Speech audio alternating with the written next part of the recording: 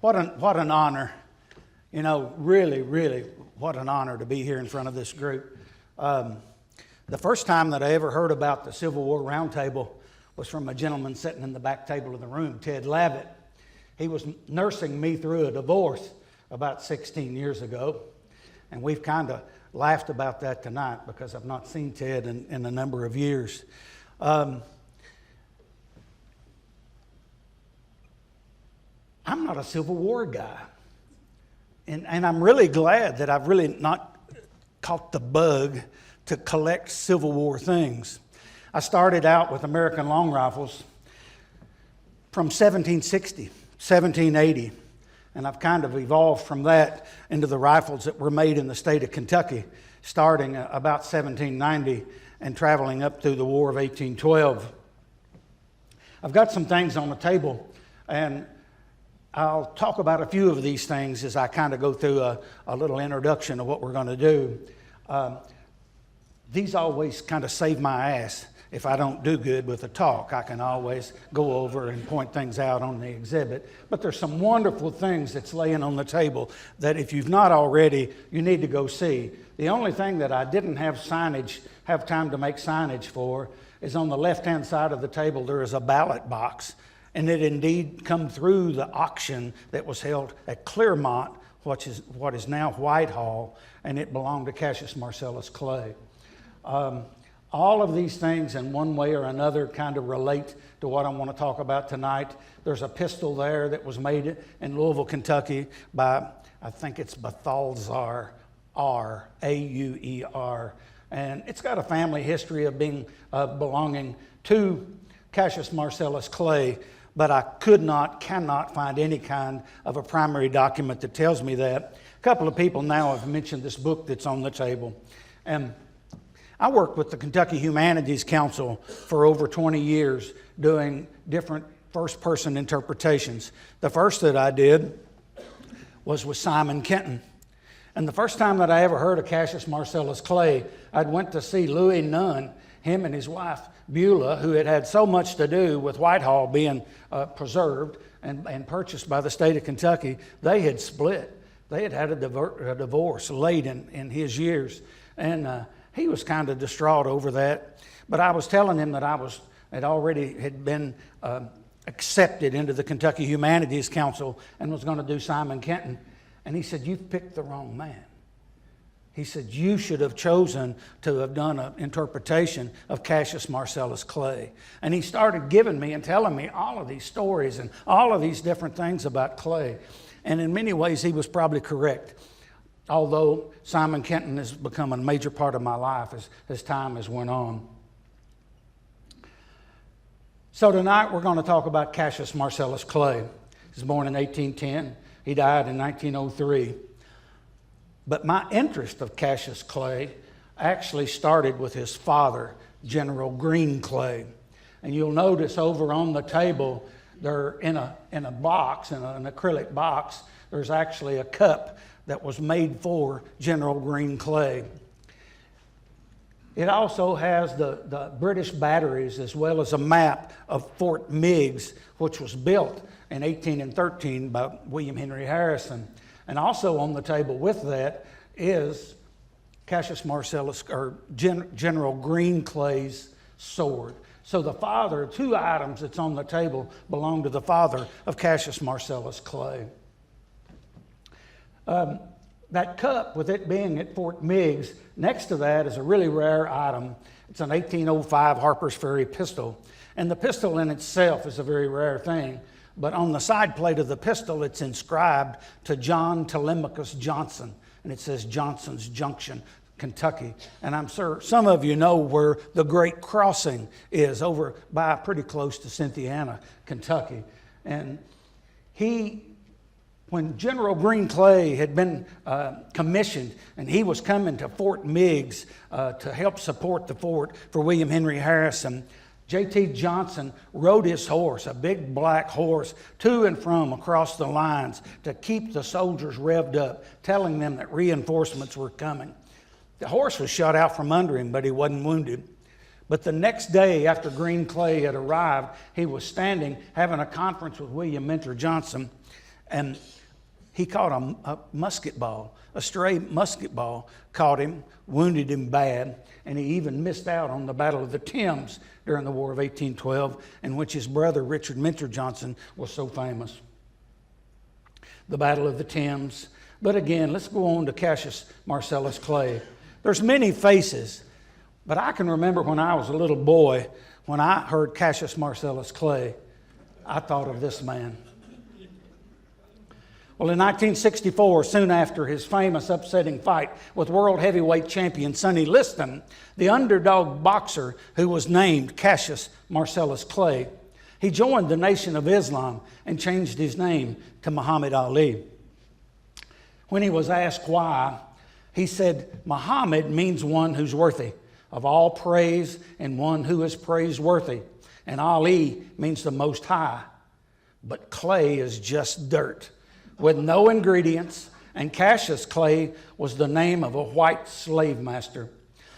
I really hope that sometime, this was done early on, this quote was when he was a young man, but I hope that sometimes during his life he come to realize how honorable that name that he had been given and his father's name before him. How honorable a man and how much of an audacious American that Cassius Clay was. No one here tonight would be here if it wasn't for William Townsend. What this is actually a photograph of a LP record that was done of his address that was done in 1952 when he appeared before the Civil War Roundtable in Chicago. And he gave a witty and eloquent and somewhat elaborate presentation called The Lion of Whitehall, Cassius Marcellus Clay. And it soon gained national importance. But the way that happened, a fellow by the name of Ralph Newman, who owned the Abraham Lincoln Bookshop, had recorded his talk. And Townsend had no idea. And when he found out, he was mad as hell. And these records were selling like hotcakes. And it wasn't until he got a letter from the President of the United States telling him what a wonderful job that had been done. And at that point in time, The Lion of Whitehall was published, a wonderful book, again, that I was made aware of the first time by my friend and lawyer Ted Lavitt in the back of the room, and there's a copy laying on exhibit on the table. But tonight, I was asked to do, I was a first-person actor. I did Simon Kenton for 24 years, and I did more than 1,000 different performances. And 6 years into that, I got really mad when I realized that George Rogers Clark was being misidentified by his baby brother William. When I say George Rogers Clark, how many of you think Lewis and Clark? Nah. Oh, come on, don't lie to me. You go into Louisville, Kentucky today, and nobody has any idea that it was George Rogers Clark that founded Louisville, Kentucky. The 2nd Street Bridge downtown, I remember when it was out, and is it the 3rd Street Bridge? It's the George Rogers Clark Memorial Bridge, and no one knows it. But he had a little brother that was 18 years younger than he. And these people, these Clarks, George Rogers Clark and his little brother William, are known as the Remarkable Clarks. George Rogers expanded America by double with 170 men. He took the whole Northwest Territory. And then 20 years later, his little brother, by exploration, come across and doubled America again by exploration with Meriwether Lewis. I was very lucky to be good friends with a fellow by the name of Michael Breeding. And I was working with the Kentucky Humanities Council at the time. And he called and wanted to know if I would be willing to work with him on a project called An Audacious American about Cassius Marcellus Clay. And I jumped at the chance. It was a wonderful opportunity, a lot of work. We were on set and filmed for 6 weeks at Whitehall, at Cassius Marcellus Clay's home that still exists. A few years ago, when there were troubled times as far as finances in the state of Kentucky, it was given to Eastern Kentucky University. And at the time, I thought it was a terrible thing. I thought it was an awful thing to happen. But I must tell you that Eastern Kentucky University is doing a better job of taking care of Whitehall and telling Cassius Marcellus Clay's story than the state of Kentucky had done for many, many years. As the movie was done, there was a lot of different stills and promo stills that was done. And I only plugged this one in here because it's my favorite of the whole bunch. And with my interest in long rifles and pistols and such. This movie is set in the 1880s, and Cassius Clay was writing his memoirs. So all of the documentary that I'm fixing to show you is set in a manner to where he is at his desk or different places of Whitehall, the actual home of Cassius Marcellus Clay. There's a couple of scenes of where I'm sitting on the bed, and that's the bed that Cassius Marcellus Clay died in. So much of that furniture literally did indeed. You know, and when I was first asked to do this, I wanted to do a lecture. I wanted to try to develop some kind of program that wasn't taped. And I kept coming back to this. God, the movie tells this so much better. So I want you to bear with me. I'm going to start right now.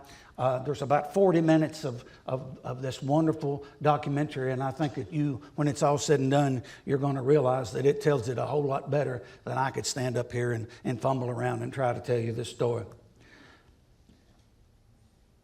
And that's Mel Hankla as Cassius Marcellus Clay.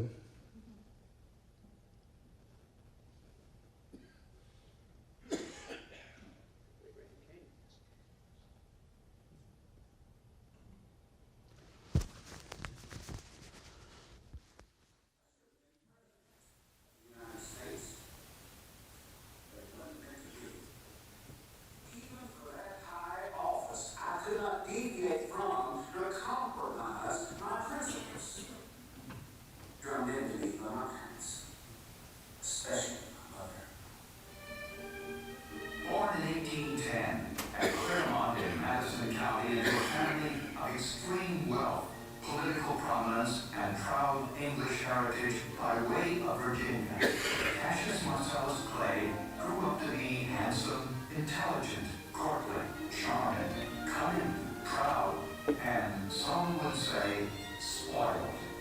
The youngest of 6 siblings, his childhood was both pampered and regimented. My father, Green Clay, was the first man to claim and hold the civil title to this land. At his death, he divided his 108,000-acre estate between my 5 siblings, myself, and his 3 slaves. The slaves he left to Cassius were entailed, and when Cassius reached his majority, he freed as many as he legally could. Much of Clay's rebellious nature came from his mother, who was 9 years younger than his father. I always taught Cassius to stand up for his beliefs. Never let go under critics.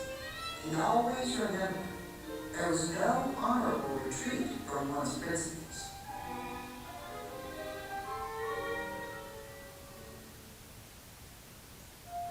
Cassius Clay's first exposure to the cruel and inhumane aspects of slavery came when, as a child, he experienced the loss of Mary, a slave who helped him plant his garden crop. I still remember Mary. She was so kind to me. She was sent to cook for Payne, an overseer of one of our nearby plantations. Payne, in a drunken stupor, verbally abused Mary one day. She sharply defended herself to such an extent that it aroused all of Payne's family, who immediately started to plot her murder. Mary was sent upstairs while they barred the door behind her. But she suspected that something was up, and she had a butcher knife in her clothing. When the family attacked, Mary was able to kill Payne, thus allowing her to escape.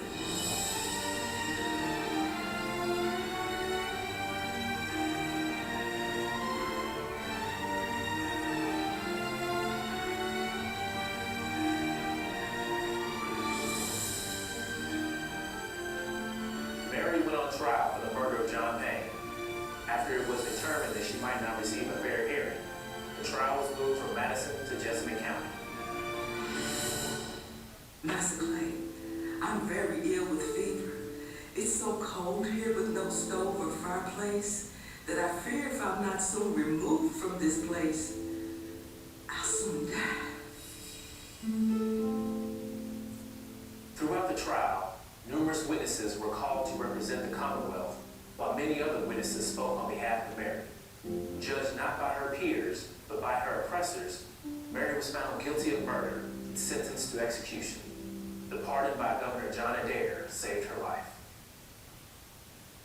His parents, unable to curb his exuberant excesses of fighting with his peers, paired the young Clay with his older brother, Brutus, and sent them to Joseph Fry, An early Kentucky educator who accepted a few students to study with his grandchildren. Fry, an intellectual giant and stern disciplinarian, opened Clay's mind to Latin, the classics, and to the world outside Kentucky. While at St. Joseph, Clay's father suggested that Cassius write his first cousin once removed, Henry Clay, who was President John Quincy Adams' Secretary of State. Cousin Henry answered promptly, but their relationship over the decades was dominated by politics with no close personal ties. At times, they belonged to the same political party, but their temperaments were very different. The senator believed in compromise, and Cassius came to the conclusion that slavery had to be eliminated. Cassius gladly came home from St. Joseph to help care for his father during his last illness. On the evening of October 31st, 1828, he called him to his bedside. Touching my arm, my father said to me, "Son, I've just seen death walk through the door." He pointed to our family cemetery, and he was gone.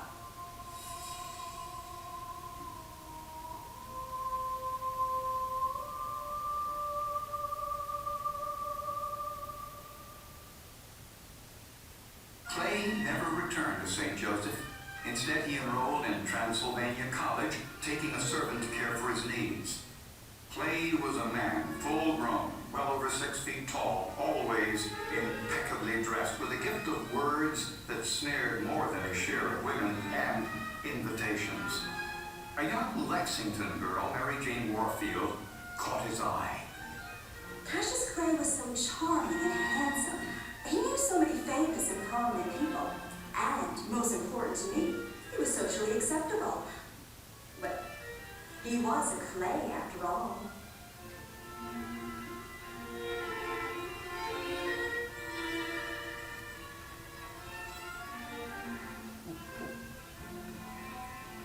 Mary Jane Warfield was 3 years younger. Graceful movements, fascinating manners.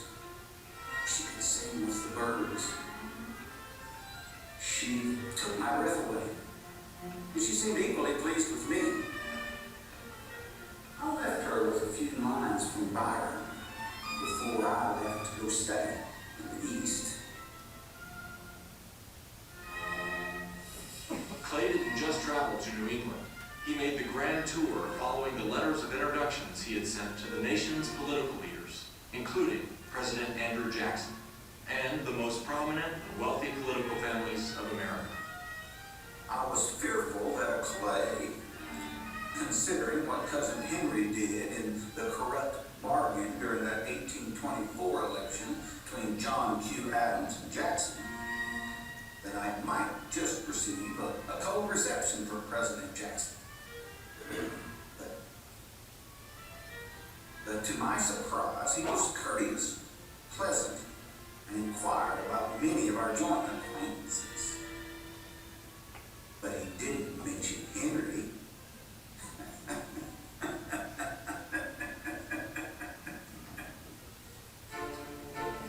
Clay made up his mind to attend Yale because of the beauty of its tree-studded campus, as well as its reputation as a top educational institution. There were 57 in his Yale class, and he stood third in the entrance exams. He furthered his studies in the classics as well as debate and oratory.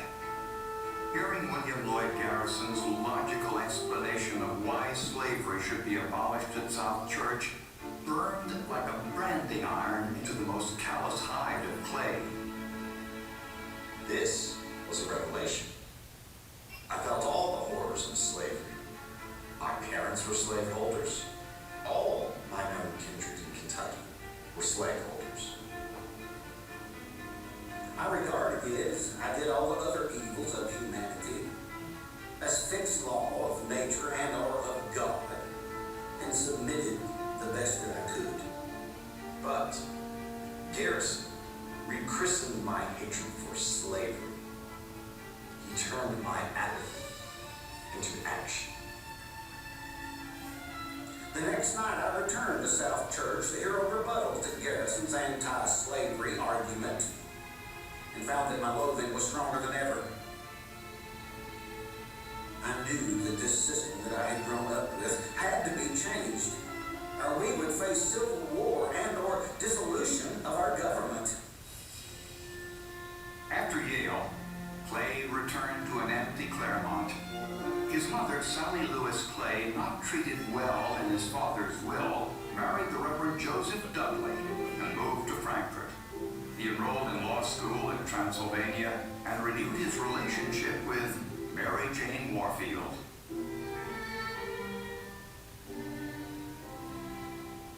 We met at parties and picnics, went riding to see my Uncle Ben. He was so courtly and so much fun.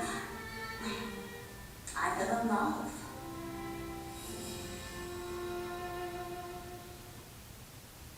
One of Clay's relatives warned him not to marry a Warfield, alleging insanity in the family. He was in too much of a hormonal daze to listen. Clay sent a letter to her father, Dr. Elisha Warfield, asking for her hand in marriage.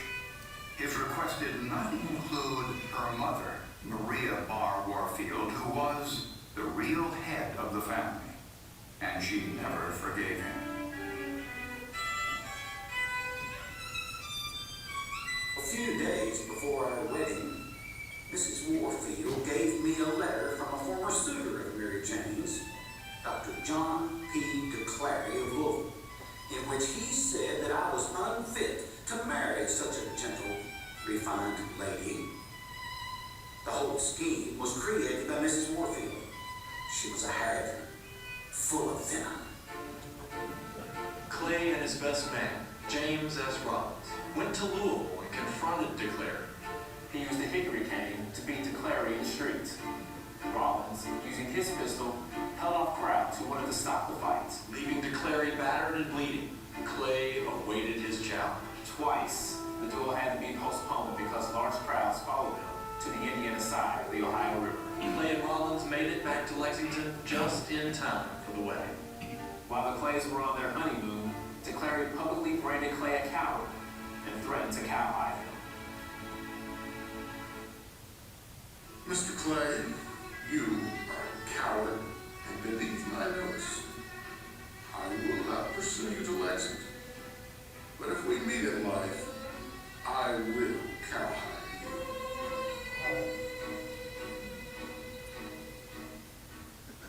Cowhide was a whip used to punish slaves. Clay tried to ignore the threats. But after snickers from the Warfield clan felt he had to confront the man. The cane could be used without utter disgrace, but to be cowhided is something that only blood can wash away.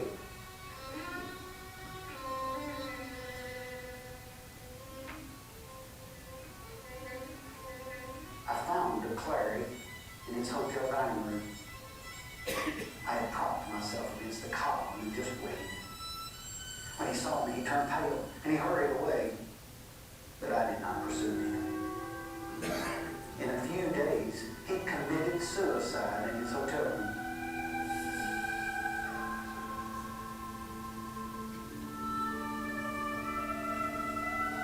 The Clay's first son, Elisha Warfield, was born in 1835, and 9 more children followed.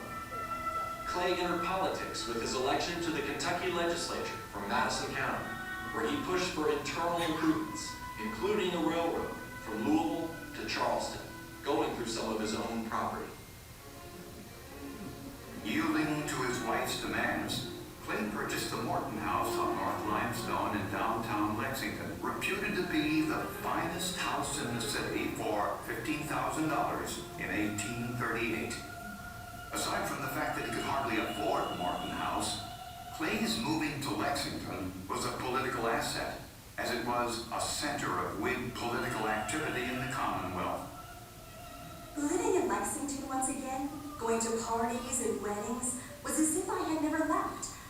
Except for my husband's insistence on displaying his strong dislike for my family and some of my friends, even advocating freeing the slaves. Cassius was a delegate to the Whig National Convention in 1839 and the floor manager for Henry Clay's nomination for president. He met Horace Greeley, publisher of the New York Tribune in Harrisburg, and wrote numerous articles for his newspaper. Henry Clay lost the nomination, and Cassius campaigned for William H. Harrison and John Tyler, and that whetted his appetite to make another run for the legislature. Cassius looked forward to a race with Robert Wycliffe, Jr., a son of his pro-slavery nemesis in the legislature. Old Robert was neither able to stay out of the race or to keep his mouth shut. He called me an orator of inquisitors, the enemy of Lexington, a secret person foe, an agitator without spirit, a liar systematically, and an abolitionist at heart. This repulsed many voters. Clay answered both Wycliffe, saying, "I stand by the truth, and however fiery, I refuse to bow to anyone." He, Robert Todd, Robert J. Breckinridge, and other prominent Whigs had young Wycliffe cornered on the slave importation question, and Cassius won the election and continued the battle against slavery. Clay continued to fight the repeal of the Slave Importation Act pushed by the Wycliffes, but began to develop his concept for a manufacturing base in the South decades before Henry Grady preached the gospel of a Southern factory economy. Clay fulfilled lecture dates for $100 each and decided to run for re-election despite opposition from his family. Again, his opponent was young Robert Wycliffe. Wycliffe brought Mary Jane Clay's name into the campaign by stating in public that Mrs. Clay and the Warfield family were opposed to Clay's stand on slavery. Maybe my mother was right about Cassius. How humiliating to have my name inserted into political affairs. Clay felt he had to challenge Wycliffe to a duel. He gave me no choice. And on May 13, 1841, a date which I shall always remember, we traveled to a dueling field just south of Louisville, along with our seconds. A large crowd had gathered. We both fired and missed. I wanted another fire, but our seconds agreed that the matter should be dropped. There was no apology from either side, no reconciliation. So we left that field that day, as we came, enemies. Clay, through his articles in the nation's leading anti-slavery newspapers, was rapidly becoming as famous as his cousin Henry. Cassius Clay was now even more of a threat to the pro-slavery advocates.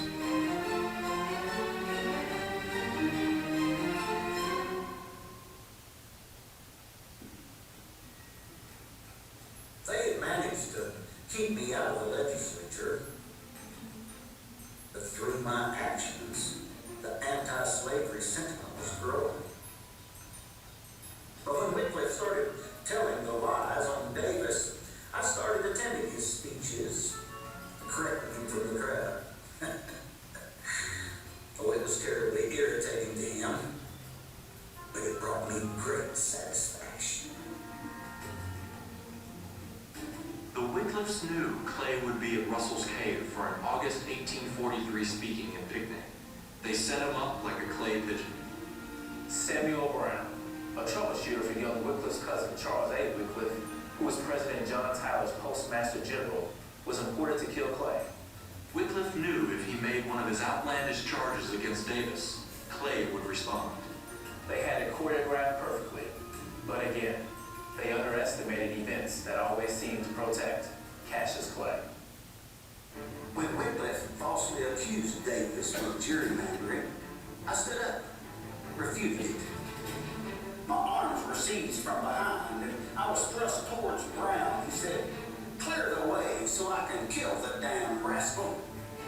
Well, the way was cleared, but I was able to draw my bowie knife and I charged him. He held his aim until I was within arm's reach, and then he fired at my heart. But the blows from my knife, they split open his skull, gouged out his eye, and nearly cut off his ear. He was unable to fire again. At that point, Clay's friends finally rallied to defend him. And when Clay removed his clothing to look for a wound, there was none. Brown's bullet had hit the metal-lined leather scabbard that held his bowie knife. Brown, outraged at being thrown over the fence and neglected by those who had hired him, was my principal witness and testified on my behalf. Cousin Henry and John Speedy Smith were my attorneys, and I was acquitted. None of the others were ever indicted.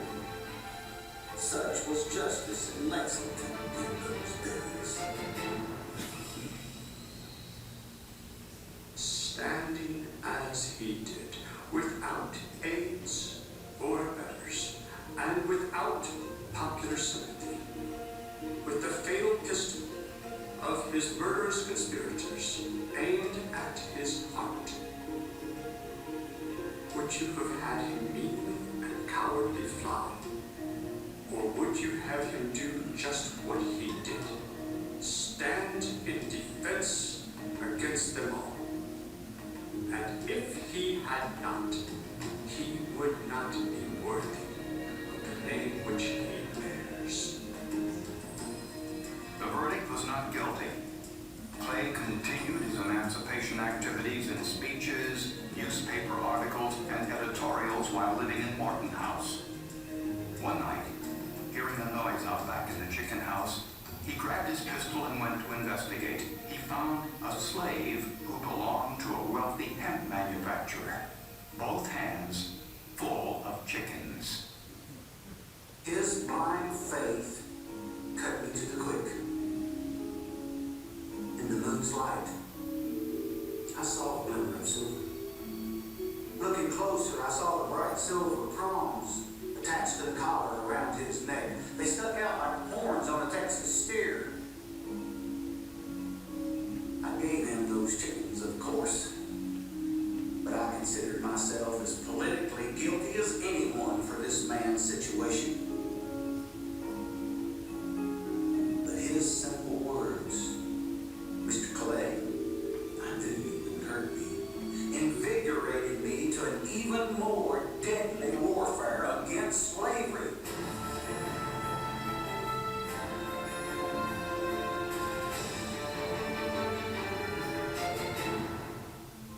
The Clays spent 3 months during the summer of 1844 campaigning for Cousin Henry in New England and New York. Cassius, you had to have known my position. In the North, I am seen as supporting slavery. In the South, I am called an abolitionist. Actually, I'm neither. Because we share a last name and kinship, some believe you are my son, and that we share the same opinions.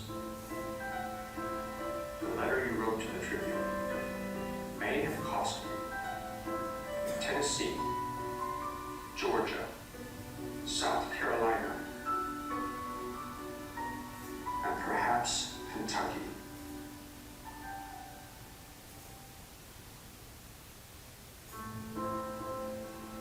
Mrs. Clay and Cassius continued the speaking tour, for Cassius It was always the excitement of meeting the next crowd. For her, it was hot.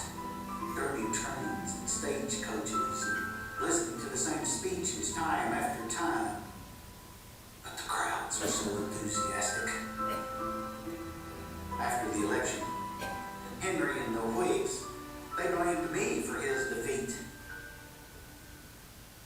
But I was not Henry's problem, for it was he riding the political fence on slavery. As Clay's campaign against slavery expanded through his articles in the nation's leading newspapers and pamphlets, he was rapidly becoming the Southern face of emancipation. His 1845 pamphlet, To the People of Kentucky, clearly enumerated the moral and economic wrongs of slavery. He pointed out that land in Ohio, not as fertile as that in Kentucky, had a higher market value because there was no slavery. Slavery, he wrote, was an economic weight that had to be removed if Kentucky was to ever reach her potential. After that, Lexington newspapers refused to carry his articles, so he decided to print his own newspaper, The True American. Clay purchased a building at the corner of Main and Mill Streets in downtown Lexington, the heart of slave trafficking. And with the help of his good friend, architect and builder Thomas Lewinsky, outfitted the second floor to repel any group that might attack the building. Another anti-slavery publisher, James G. Birney, attempted to start a publication in Danville, but was forced to move it to Cincinnati. When asked why he did not stay in Danville and fight the pro-slavery faction, Birney said, "When a man was hired to kill a den of venomous snakes, he didn't jump in the den with them. Besides, I kind of enjoy living."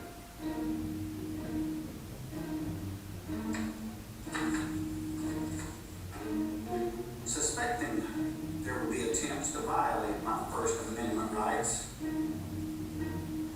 I took precautions and I lined the doors with sheet metal in case of a fire. I placed 2 brass 4-pounder cannons on the table and loaded them with shot and with nails. The doors I attached a chain so that they could be opened from a distance, and the cannons were aimed at the chest of any intruder.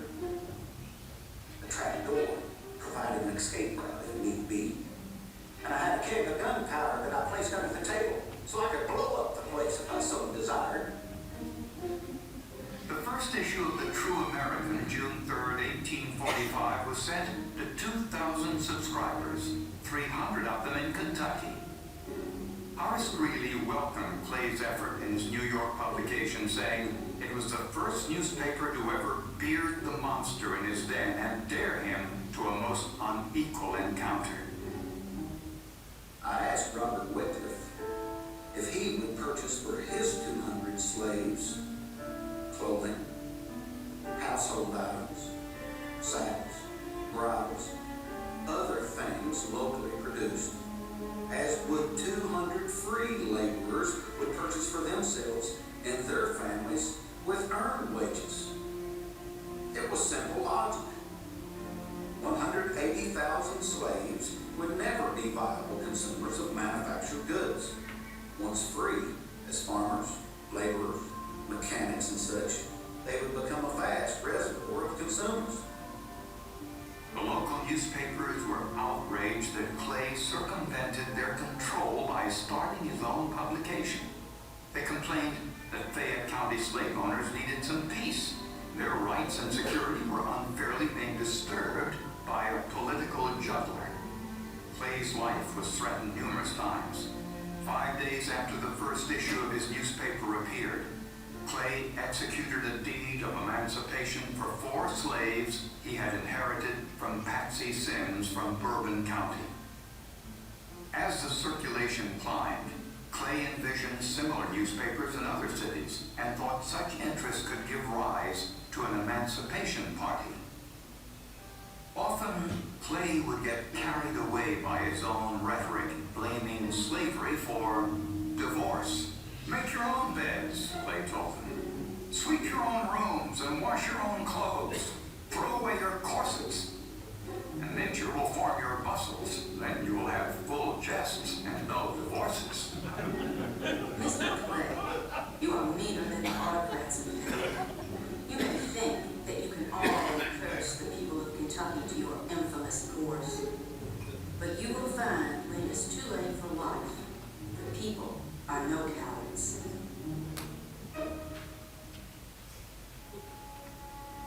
Cassius, however pure your motives may have been, you have given your enemies the advantage. They still until you can see your way clear. If you act hastily, your life is lost. If you prefer death to dishonor, so do I. There is no way you will get justice from your enemies. The August 12, 1845 edition of The True American urged slaveholders to regard their slaves as human beings and Christians, provide clean cabins, good food, and decent clothes for them, spare them the whip, and educate them to be useful citizens. Slave owners, threatened by both the Whig victories and Clay's newspaper, retaliated by burning Henry Clay's bagging factory and rope walk. As Cassius Clay turned up the rhetoric, so came the threats to his life. But Clay was somewhat difficult to kill. The mob organized themselves into a committee, with Walter Bullock as chairman, James B. Clay, Henry's son, as treasurer. They marched to number 6 Mill Street, intent on the destruction of the property. But were surprised to find the city marshal waiting on them with the keys in his hand.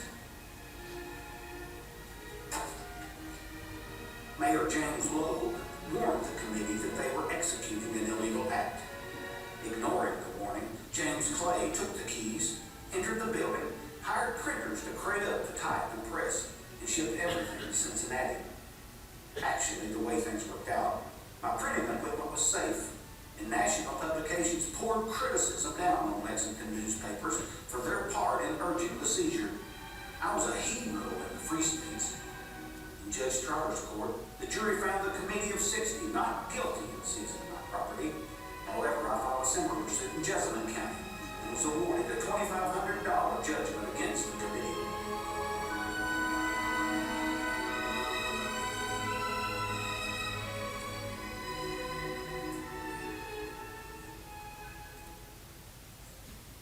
While my name was resounding around the country, I needed to build a political base.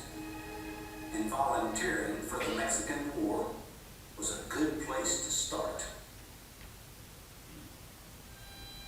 Elected captain of the old infantry, Clay placed his brother Brutus in charge of his family and business affairs and marched off to war. Mary Jane, pregnant with their 7th child, accompanied him to Louisville, placing what he saw as his duty above his family was a practice Cassius Clay followed all his life. After the Mexican War, Clay's finances once again took a dive. He had to sell Morton House to his brother-in-law for $11,000, exempting 4 acres for himself. He moved his family back to Claremont, much to the distress of Mary Jane.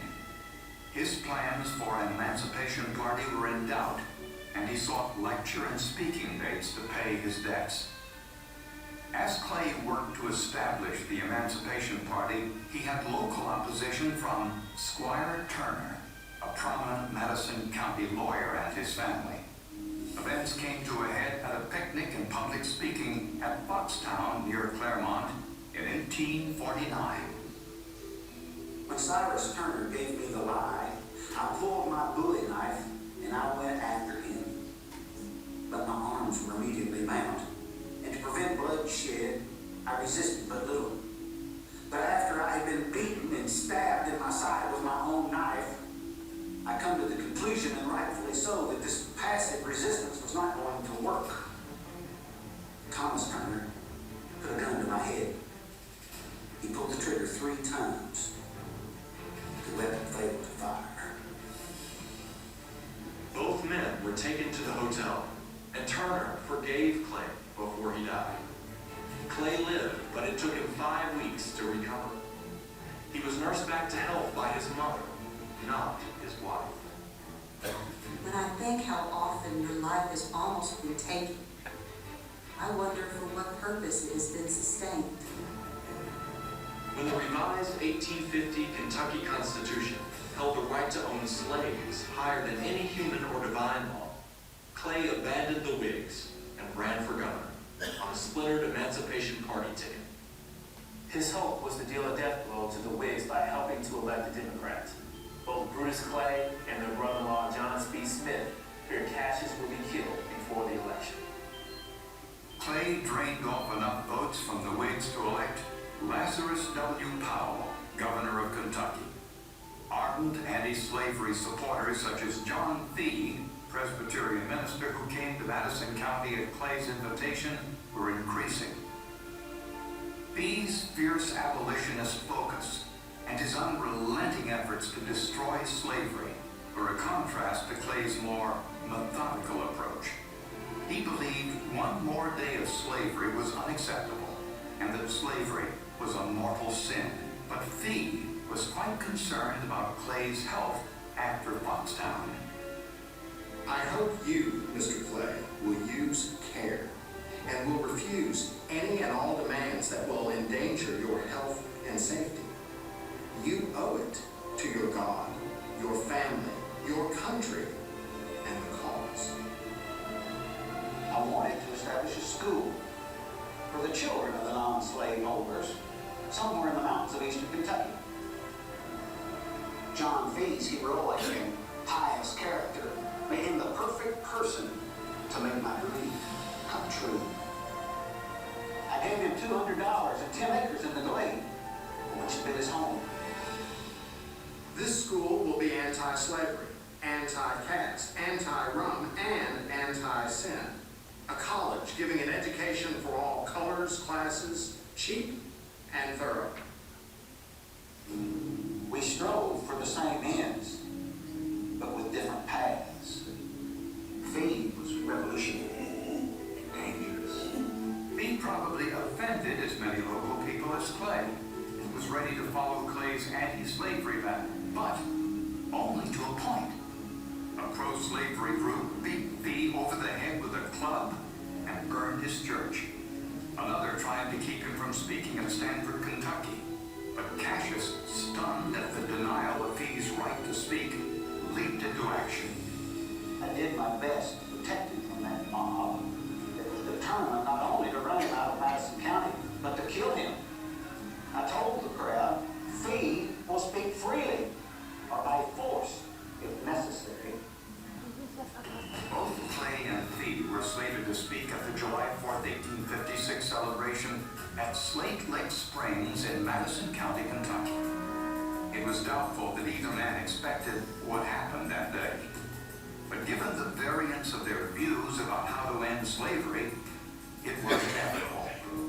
At the celebration at Slate Lake Springs, I once again repeated my opinion that slavery is an issue for the individual states, not the federal government. The federal government has no more control over slavery than it does concubinage in Turkey. At hearing Clay, I responded without hesitation. The national government is responsible for the strength and perpetuity of slavery, and this is proved by the enactment of the Fugitive Slave Law. The breach between the two men had begun. They became as hostile toward each other as they were toward slavery itself. Later, Clay was known to say, those holding the abolitionist views of Fee and his associates should be run out of the state. I helped John Fee in the beginning, but what was accomplished at Berea belonged to Fee alone.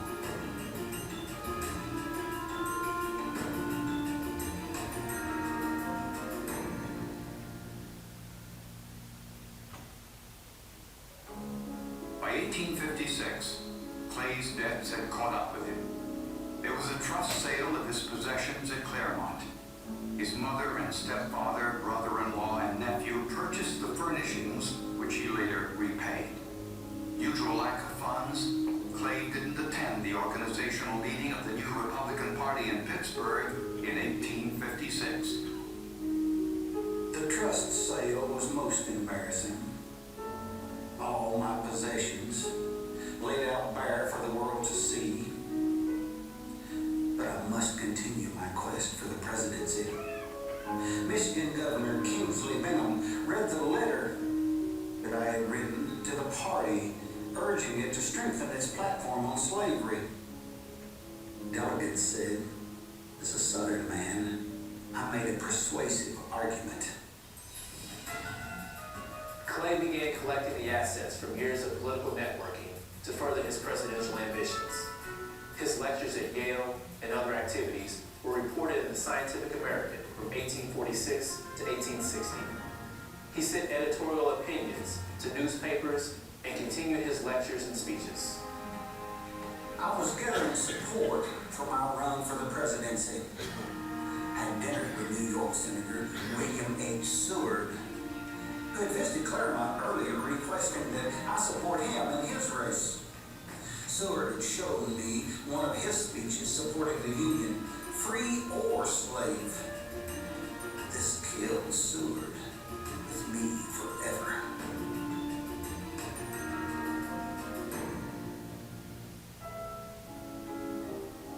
Clay made a bold decision to speak in Frankfurt to call attention to his candidacy, and was refused use of the Capitol by pro-slavery Governor Uriah McGoffin. Clay, speaking in the rain, listed 17 charges against slavery and the Democrats. He enthralled hundreds who listened for 3 hours.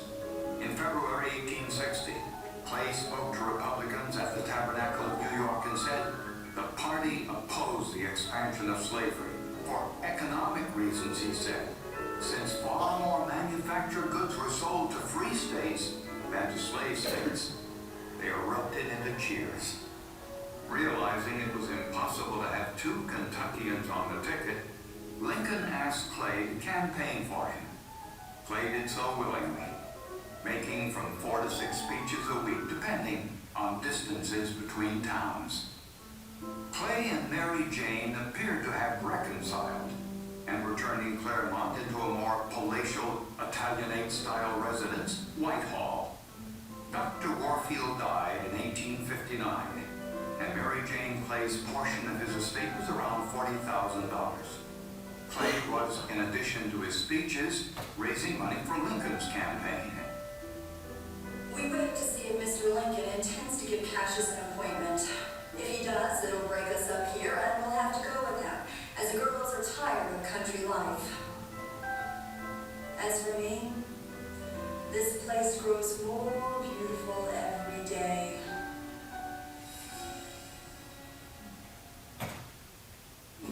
Before he departed for Russia, Virginia left the Union on April 17, 1861. Confederates cut telegraph lines, sunk ships in the Chesapeake Bay, and disrupted railroad traffic into Washington. There was a distinct danger that Washington could be captured, and few Army troops were available for defense. Lincoln appointed Cassius Clay a major general in the U.S. Army, with orders to raise a battalion of men to help defend the capital city. Clay enlisted clerks, shop owners, innkeepers, as well as congressmen into his battalion. He sent his family to Philadelphia to keep them safe.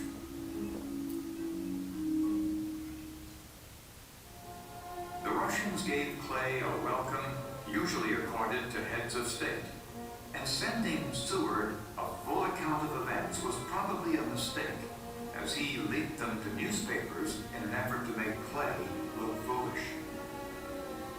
I could have leaked material that would have destroyed Seward. But ruining his career was nowhere near as important as saving the Union. This man, Mr. Clay, is certainly the most wonderful ass of the age. His prosperity and vanity have poisoned his whole character.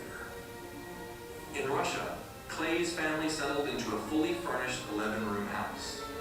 Mrs. Clay was a success at numerous court functions, but within 6 months, she returned to America. Clay is so careless with our money that I'm not sure his salary will cover our first-year expenses. Well, we do go to the opera and the theater, but could better spend our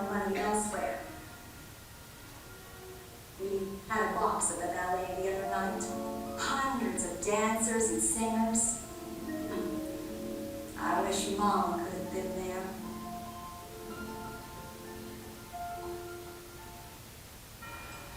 The war effort was going badly for the Union, which lost the First Manassas Battle in July 1861.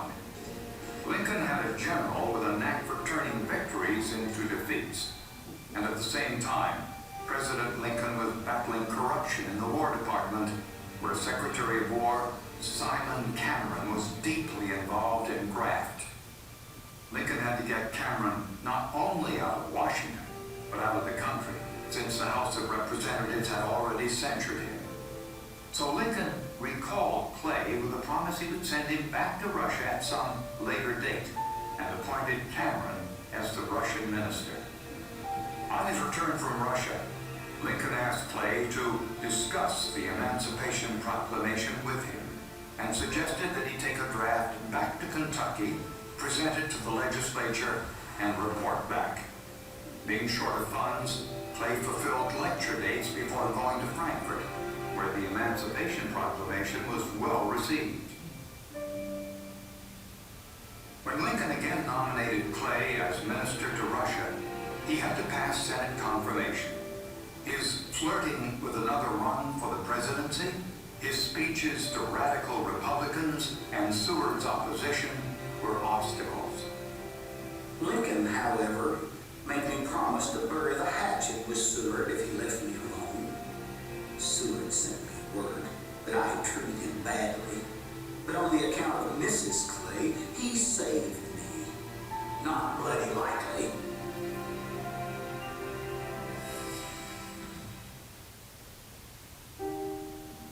Clay went back to Russia, and Mrs. Clay, despite his begging, chose to remain at Whitehall, where he gave her his power of attorney to run the plantation. Voters gave Clay stock in the Russian Telegraph Company that enabled him to pay off his debts at home and provided him the funds in addition to his salary. To live and entertain on a grand scale in Russia, and to travel across Europe with the royal entourage. After I returned to Russia in 1863, the Prime Minister and I began discussing the sale of Russian America to the United States. I sent numerous State Department dispatches back to Seward, recommending the sale because the vast area was rich in natural resources. Seward, who had never mentioned Russian America until days before the treaty was signed, took complete credit for the purchase of Alaska. I was not there to relate the true story. Secretary of the Navy Gideon Wells backed me up by saying that the purchase of Alaska was not Seward's work. What many people do not know is that Russia asked $5 million for Alaska. Seward told Congress the price was $7.2 million. After paying bribes to congressmen and journalists, $91,000 was missing. Mr. Clay was getting along swimmingly at the imperial court, enjoying himself with the Tsar and his family and principals, while I was completing the renovations on our home, managing the farm quite profitably, and doing some traveling. Cassius and Mary Jane's relationship was fragile at best after his return from Russia. Not long after Clay returned to Kentucky, a young Russian boy with the name Lonnie arrived to Madison County purported to be Clay's son. Extramarital affairs were common in the Russian court, and it was possible that Clay sired a son while in Russia, but there is no genetic evidence. Clay took that answer to his grave, but did adopt Lonnie as his own with the name Henry Lonnie Clay. When Lonnie's son, Floyd G. Clay, died in 1976, his obituary in the Lexington newspaper listed his father as Henry Lonnie Clay and his grandfather as General Cassius M. Clay. After Lonnie came, Mrs. Clay, Laura, and Annie moved from Whitehall to Lexington, taking with her the furnishings she brought into the marriage. They corresponded about issues concerning the children, and she asked to purchase cemetery lots in Lexington, as she never wanted to be buried anywhere near Clay's mother.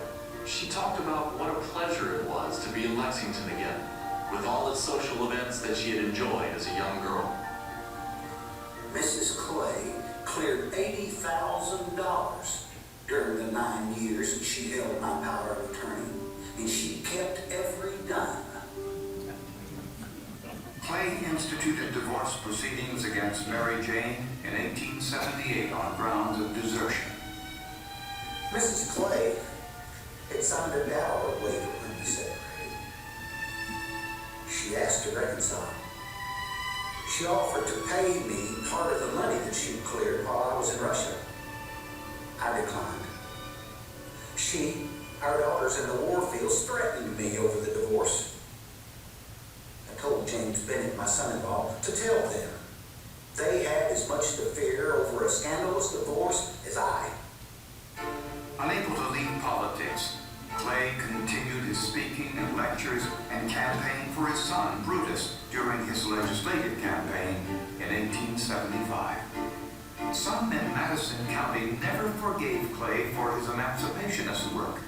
The KKK attempted to intimidate him and probably killed his black foreman, Tom Payton.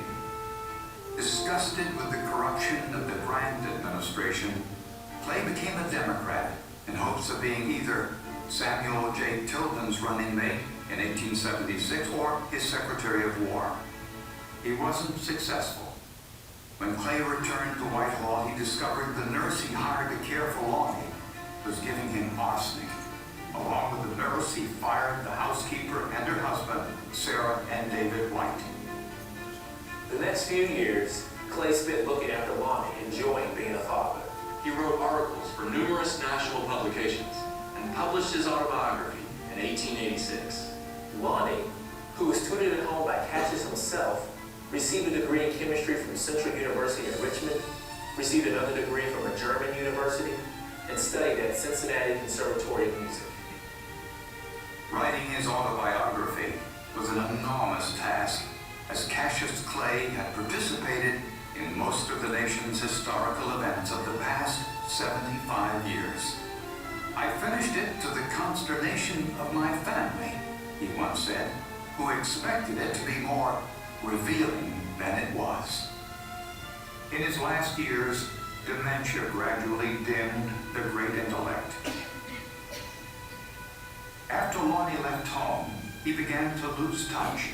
Most of his peers were dead. Tsar Alexander was assassinated in 1881. He and John Fee rekindled their friendship, and Cassius once again created havoc by entering into a marriage with 15-year-old Dora Richardson in 1894 at the age of 84.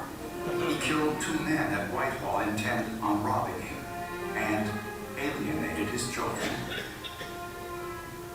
If they raise a monument, and I do not care for these things, to write on it Alaska and my name.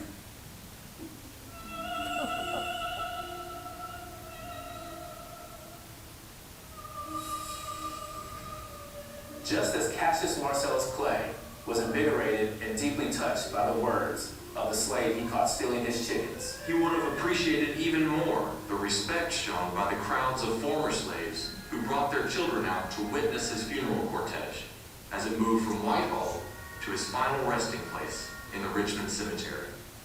Cassius Clay left numerous wills and died as he lived, with national headlines. Cassius Marcellus Clay, more than any other man, was the world's idea of a Kentuckian. Bold and fearless, generous and kind, as quick to avenge an insult as to forgive a wrong. He was a diplomat, a general, an orator, a duelist, an educator, and, most of all, an emancipationist. He stands forever unique.